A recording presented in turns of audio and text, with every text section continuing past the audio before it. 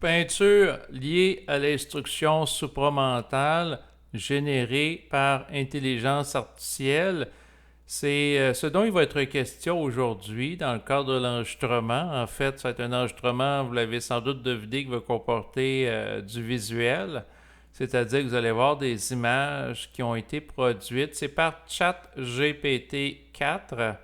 Donc, des images que j'ai faites dans les derniers jours. En fait, j'ai généré je vais m'ajuster au niveau du vocabulaire. C'est pour moi qui les a générés. J'ai demandé à l'intelligence artificielle de générer ces images-là. Donc, je vais vous présenter le résultat. En fait, j'avais déjà réalisé une capsule vidéo. Il y a quelques jours, je vous avais présenté les images générées par intelligence artificielle en lien avec le jovialisme. Et là, je me suis dit, pourquoi pas en lien avec l'instruction supramentale, donc développée par Bernard de Montréal. Juste avant de vous présenter les images, je veux vous mentionner que là, la version de ChatGPT 5 vient de sortir. Un matin, là, je viens d'apprendre ça. Ce qui a été généré dans la vidéo présente, c'est que la version 4, ne l'ayant pas dans les derniers jours, mais là, peut-être que je vais en refaire d'autres un petit peu plus tard avec la version 5 qui est plus perfectionnée. Donc, peut-être que les résultats vont être encore meilleurs. Donc, la nouvelle est sortie. OpenAI lance ChatGPT 5, un nouvel assistant encore plus performant.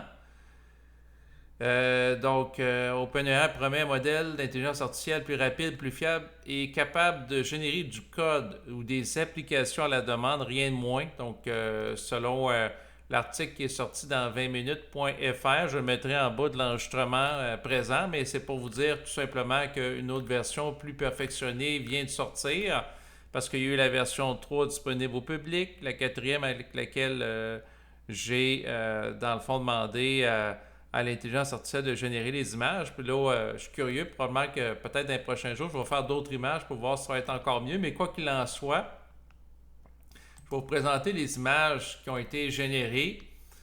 En fait, j'ai posé la question à la machine, pouvez-vous générer l'image d'une peinture en relation avec l'instruction supramentale développée par Bernard de Montréal? Commande assez générale. Et là, ChatGPT 4 m'a répondu. L'instruction supramentale de Bernard de Montréal est souvent associée à des thèmes comme la descente de l'énergie de l'esprit, l'éveil de la conscience au-delà du mental, la lumière vibratoire, la connexion avec des plans supérieurs et la transformation de l'humain en être libre de toute domination psychologique. Proposition de scène picturale, composition centrale, un être humain debout sur un promontoire rocheux, le visage levé vers un ciel effervescence. Son corps est traversé par des filaments lumineux dorés et bleutés qui descendent d'un soleil blanc éclatant au-dessus de lui. Ambiance, une atmosphère cosmique et terrestre à la fois. Les montagnes à la mer en bas représentent la matière, le ciel vibrant, donc concentrique, représente le plan supramental. Symbole, des formes géométriques lumineuses, sphères, triangles, tétraèdes, entourent l'individu, représente l'intelligence pure et la structure vibratoire de l'esprit. L'arrière-plan laisse voir un voile se déchirant, symbolisant la fin de l'illusion mentale. Veux-tu que je génère l'image exactement sur cette base ou que j'aille vers une version plus abstraite et visionnaire, style peinture symbolique, psychédélique ou proche de l'art sacré contemporain? J'ai dit, pouvez-vous générer l'image exactement sur cette base? Donc, c'est ce que ça a donné comme résultat.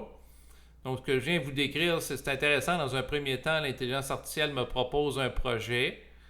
Donc, c'est comme un artiste qui fait une soumission, hein? Donc, si je regarde ça dans le domaine du graphisme, par exemple, le client, donc, il va dire qu'est-ce qu'il veut avoir dans son visuel. Par la suite, le graphiste va produire le visuel. Donc, c'est un petit peu le même principe.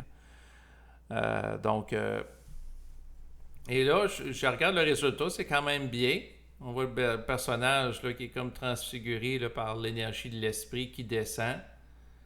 Il est en haut d'une montagne, on voit les montagnes. C'est quand même bien. Fait que là, j'en ai demandé d'autres. Fait que là, j'ai demandé, pouvez-vous générer l'image d'une peinture abstraite en relation avec l'instruction supramentale? Donc là, on voit ça. Là, on voit que c'est des formes un peu plus abstraites, mais c'est le même concept qui est généré. Par la suite, j'ai demandé avec l'image d'une femme. Donc, on a une femme ici. Parce que là, il y avait un homme. Fait qu'il faut équilibrer les choses. Ensuite, j'ai demandé d'écrire qu'est-ce qui est. C'est à peu près le même concept. Ensuite, ah oui, c'est spécial parce que l'intelligence artificielle m'a demandé, voulez-vous une interprétation plus ésotérique donc de l'image qui est générée, liant les éléments de la peinture au plan de conscience décrit par Bernard de Montréal? Et j'ai répondu oui, puis là, voici la description. Fait que là, l'image que vous avez ici, la description, c'est la femme au centre, le canal conscient. Elle ne représente pas une personne ordinaire, mais l'ego transmuté par la fusion avec l'esprit. Ses bras ouverts et son visage levé indiquent l'accueil lucide de la vibration supramentale, sans dévotion religieuse ni soumission psychologique. Vous voyez, dans l'ouverture, c'est vrai qu'elle n'est pas à genoux, elle n'est pas comme les chrétiens qui vont se mettre à genoux dans le fond à la messe là, lors de la célébration eucharistique. Le fait qu'elle, c'est très différent d'une démarche religieuse, donc le fait qu'elle soit pieds nus sur le sol rocheux symbolise la connexion à la matière, mais sans en être prisonnière. On va aller voir, oui, et pieds nus, donc elle est liée à la matière, il n'y a pas d'interférence, c'est-à-dire des souliers, la semelle du soulier qui ferait interface entre le contact direct du pied et la matière. Bon, c'est intéressant. Je ne pensais pas que ça irait dans ce type de détail-là. Le soleil central, la source d'intelligence cosmique, ce n'est pas un soleil physique, mais le centre d'énergie conscient de l'esprit émettant une lumière dorée et blanche qui pénètre la psyché humaine. Donc, c'est doré et blanc. OK. Les centres concentriques autour de l'astre montrent la vibration en expansion, ce que Bernard de Montréal décrivait comme la radiation de l'énergie en fusion. Oui, il y a une émanation qui va dans toutes les directions là, de l'énergie vibratoire, du feu. La vibration supramentale donc se propage. Ensuite, les rayons verticaux, la descente de la lumière. Les traits dorés qui traversent la femme symbolisent la pénétration de la lumière supramentale dans la structure psychique. Ce n'est pas un flux qui vient d'en haut dans un sens religieux, mais une intégration vibratoire qui détruit les illusions du mental inférieur. Bon, ok. Là, on est dans l'interprétation. Les tétraèdres lumineux, la géométrie de l'esprit. La forme tétraédique est un symbole de stabilité énergétique et de structure de la lumière. Il représente la science des plans supérieurs qui soutient la descente de l'énergie supramentale dans la matière. Bon, le ciel bleu et or, l'espace vibratoire, le mélange des couleurs crée une atmosphère ni astrale ni mentale, mais neutre, vibrante et cosmique, rappelant que le supramental n'est pas lié au plan occulte habituel. Bof, là, je trouve que ça va un petit peu loin, là.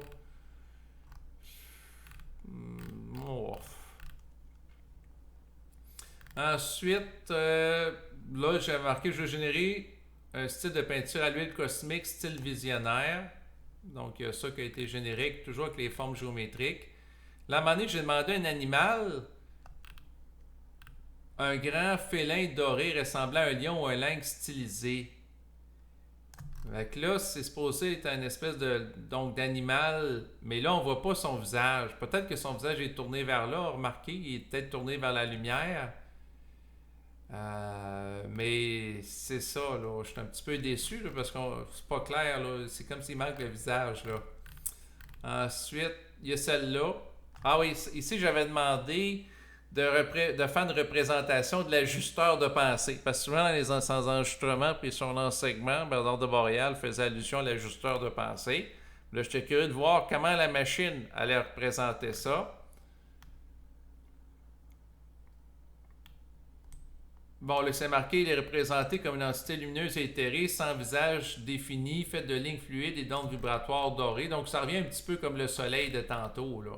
La silhouette est semi-transparente, semblable à une présence multidimensionnelle. Il flotte au-dessus d'un être humain assis en méditation. transmettant une lumière descendante directement dans la tête du méditant. Bon, lui, disons qu'il médite, il est en état de méditation, puis là, la lumière va y rentrer dans la tête. Fait que l'ajusteur de pensée, ça serait une espèce de forme lumineuse, là. Lumière au centre, représentant la posture de méditation entourée d'un champ d'énergie bleu clair, oui. Il semble en état de fusion avec sa propre lumière intérieure. Des rayons sortent de sa poitrine et montent vers l'ajusteur. OK, je pensais que ça descendait. Là, ils sont en train de dire que ça monte vers l'ajusteur. Oui, peut-être dans un certain sens, mais il rayonne dans toutes les directions. Si on regarde par rapport au centre de sa poitrine, il y a une forme circulaire. Bon, ensuite, je vais demander de représenter une maison. La maison, j'ai trouvé ça bon, qui est éclairée à l'intérieur.